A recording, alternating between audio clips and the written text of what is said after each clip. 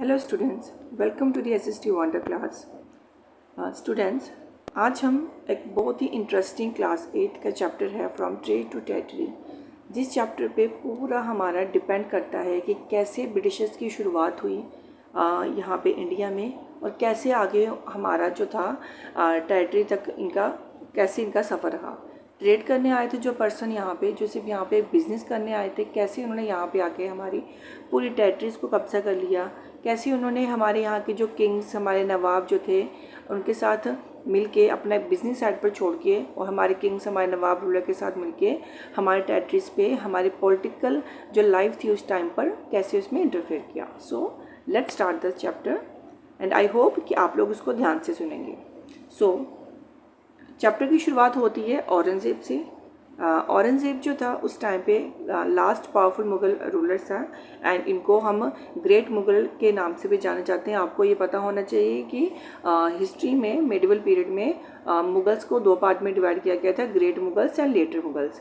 Great Mughals में आपके औरंगज़ेब आते हैं एंड बाबर आते हैं, एंड मुग़ल्स में आपके जो लेटर मुग़ल्स हैं उनमें आगे के आफ्टर औरंगज़ेब के बाद जो रूलर्स आए हैं उनको बोलते हैं लेटर मुग़ल्स। सो औरंगज़ेब उस टाइम पे पावरफुल रूलर थे एंड औरंगज़ेब जो थे सेंटर ऑफ दिल्ली अट्रैक्शन थी उस टाइम पे, क्योंकि वो दिल्ली में बैठ के जो थे पूरी हमारी कंट्री को कंट्रोल करते थे। वो कैसे?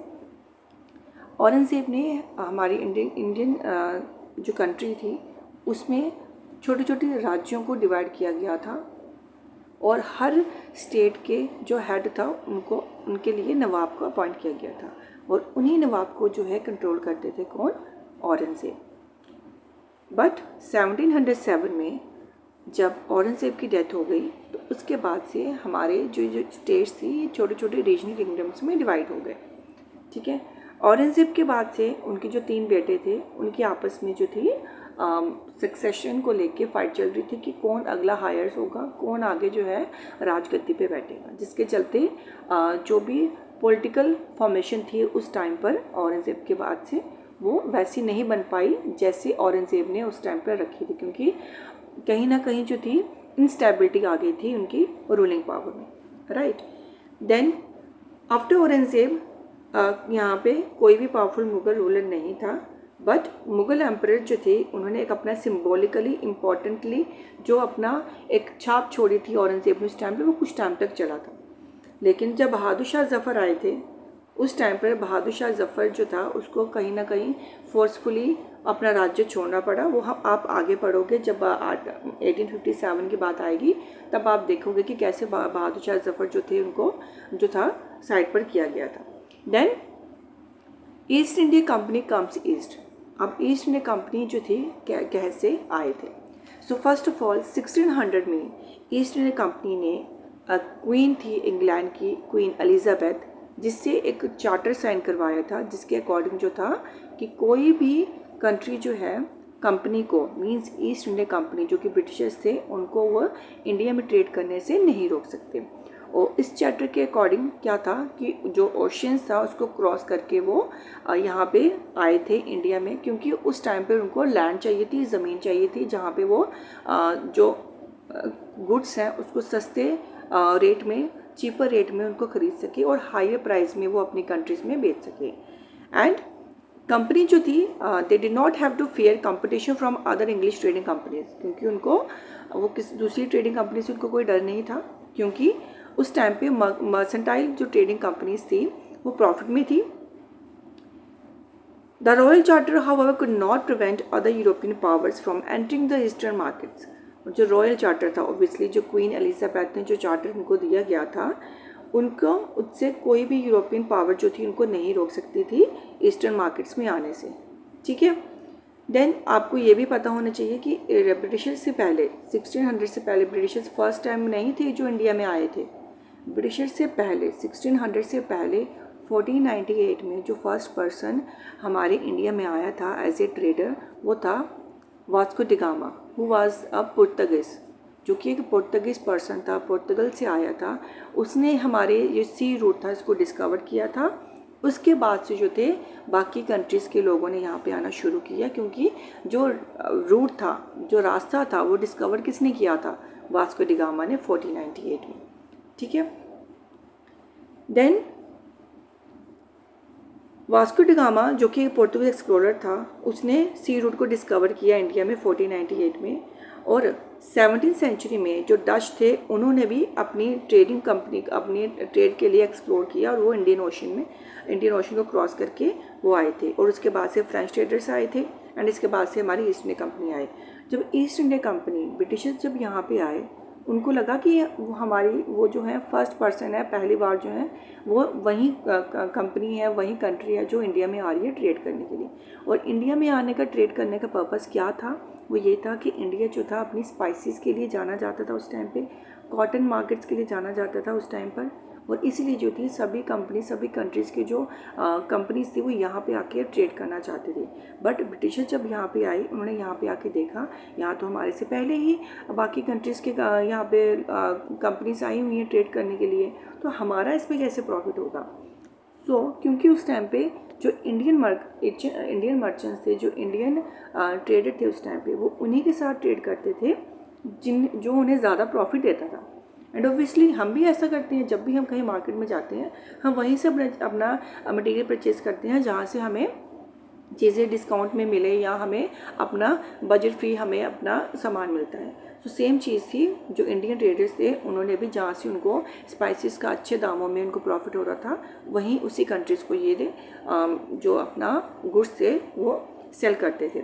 और हमारे यहाँ पे जो कॉटन की सिल्क जो था इंडिया में बहुत अच्छा था, अच्छी क्वालिटी का था, एंड बिग मार्केट थी यहाँ पे।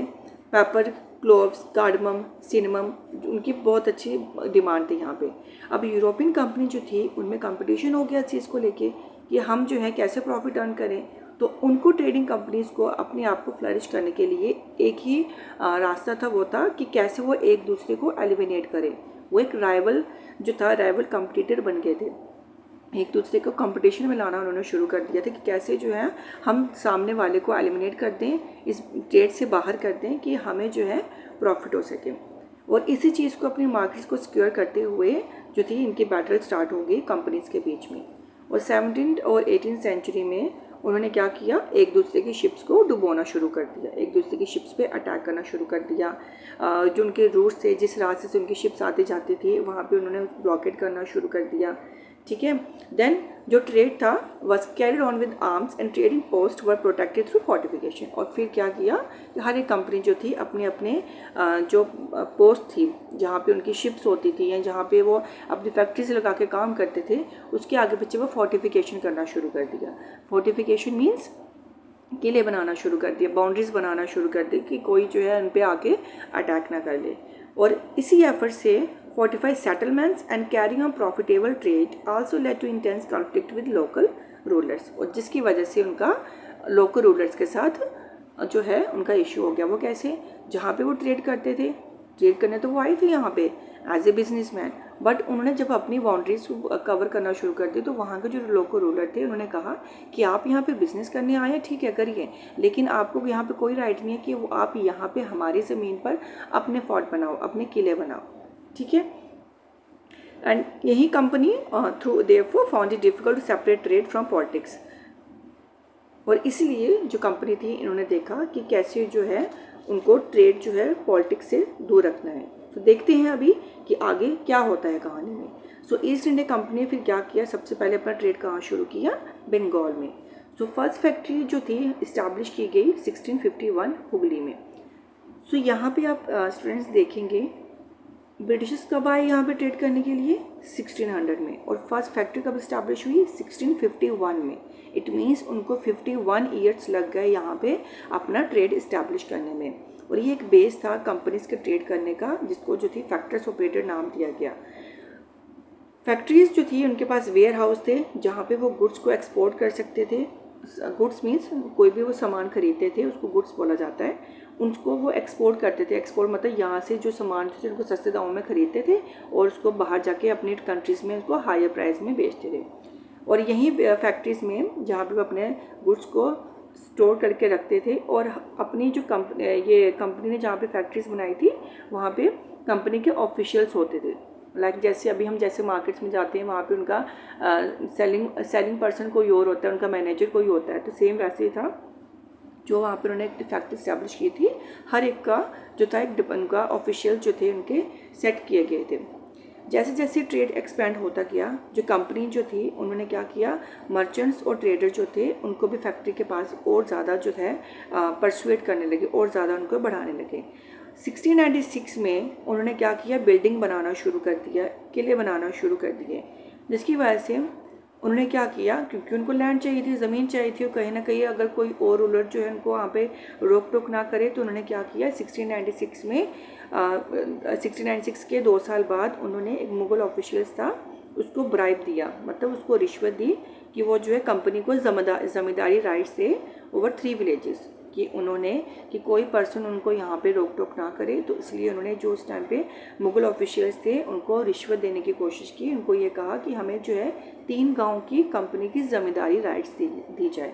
अब ये ज़मींदारी राइट्स क्या था, ज़मींदारी राइट्स में ये होगा कि उनको तीनों गांव की एक अथॉरिटी मिल जाएगी वहाँ के लैंड पर अपनी ट्रेड करने की, फैक्ट्रीज़ बनाने की। वहाँ का जो रेवेन्यू था जो उस टाइम पर मुग़ल एम्पर जो कलेक्ट करते थे, अब वो राइट जो था ज़मींदारी के अकॉर्डिंग जो था वो ब्रिटिशर्स के पास चला जाता, राइट। और इनमें से एक जगह का नाम था कैलिकता, जिसको अब हम कोलकाता के नाम से जानते हैं। और उस टाइम पे मुग़ल एम्पर औरंगज़ेब जब थे, उन्होंने एक फरमान जो था वो जारी किया गया था। क्यों जारी किया गया था, क्योंकि यहीं जो ब्रिटिशर्स थे इन्होंने मुग़ल एम्पर औरंगज़ेब से बात की थी कि हम आपके जिस भी एरिया में कहीं जाते हैं ट्रेड करने के लिए कि तो आपके जो नवाब हैं वो हमें अलग अलग प्राइस देते हैं हमारी गुड्स का, जिसकी वजह से हमें ट्रेड करने में परेशानी होती है।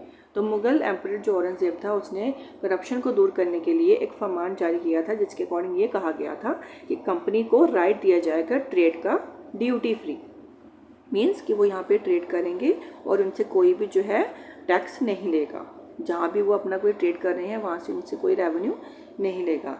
और कंपनी ने क्या किया, continuously to press for more concession and manipulate existing privileges, उन्होंने क्या किया कि जो उनको ज़मींदारी राइट्स दिए गए थे उनको और उन्होंने कंसेशन होता है, हम जब कभी कोई सामान लेने जाते हैं बोलते हैं कि भैया और कम कर दो और कम कर दो, तो उन्होंने क्या किया और औरंगज़ेब से या कोई मुग़ल ऑफिसर्स थे उनसे और कंसेशन करने की मांग की कि और हमें जो है सुविधाएँ मिलती जाएँ। तो औरंगज़ेब जो फरमान था उनका बस यही कहना था कि जो कंपनी है बस उसी को राइट है ट्रेड करने का यहाँ पे ड्यूटी फ्री, लेकिन जो उसके कंपनी के दूसरे ऑफिशियल्स हैं, जैसे कि जो उनको वहाँ पे जो उनका ट्रेड संभालते हैं, उनको जो प्राइवेट ट्रेड करना चाहते हैं साइड बाय साइड, उनको जो है ड्यूटी पे करनी होगी। ड्यूटी पे मीन्स कि जो वहाँ का रेवेन्यू होगा वो ब्रिटिश ऑफिशियल्स को है वो पे करना होगा। और यही जो था मेन कॉज था जिसकी वजह से जो बंगाल का रेवेन्यू था उसको लॉस हुआ, कहीं ना कहीं बंगाल का जो इकोनॉमिकली स्टेटस था उस टाइम पर वो डाउन होने लगा, ठीक है। How could the nawab of Bengal Murshid Quli Khan not protest, और उस टाइम पर जो मुर्शिद कुली खान नवाब था उसने क्यों नहीं प्रोटेस्ट किया इनके ब्रिटिशर्स के again. So let's see how trade led to battles. Early 18th century में कंपनी और नवाब ऑफ बंगाल के बीच में जो था एक महायुद्ध होना स्टार्ट हो गया। कैसे, औरंगज़ेब की डेथ के बाद जो बंगाल नवाब थे उन्होंने अपनी पावर ऑटोनॉमी जो थी अपने रीजनल पावर्स में जो थी करना शुरू कर दी। वो कैसे, उस टाइम पर Murshid Quli Khan was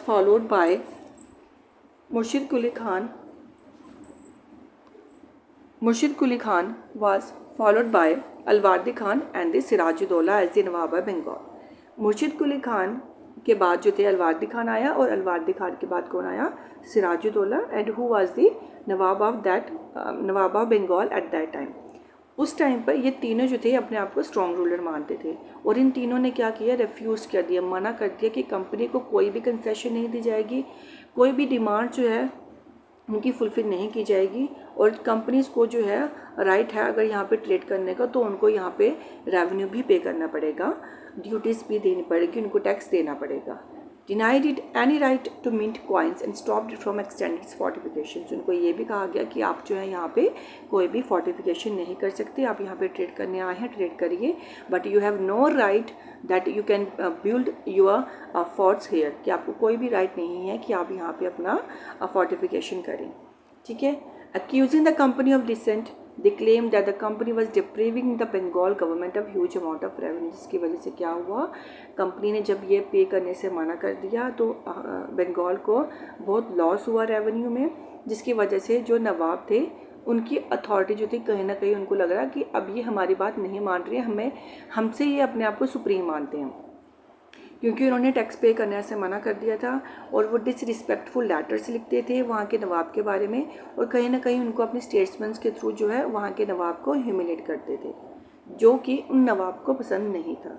and company ने अपने बिहाफ पे ये डिक्लेयर किया गया था कि ये जो आप सब जो डिमांड्स रख रहे हैं ये अनजस्ट है, ये अन्याय है, हम जो है यहाँ पे ट्रेड करने के लिए आए हैं और हम जो है अपना ऐसे अगर हम ड्यूटीज़ पे करेंगे, हम टैक्स देंगे तो हम अपना प्रॉफिट कैसे कमाएंगे, हम कैसे ट्रेड करेंगे। उन्होंने अपने तरीके से वहाँ पे उनको कन्विंस करने की कोशिश की, क्योंकि ब्रिटिशर्स ने कभी भी फर्स्टली वॉर नहीं की।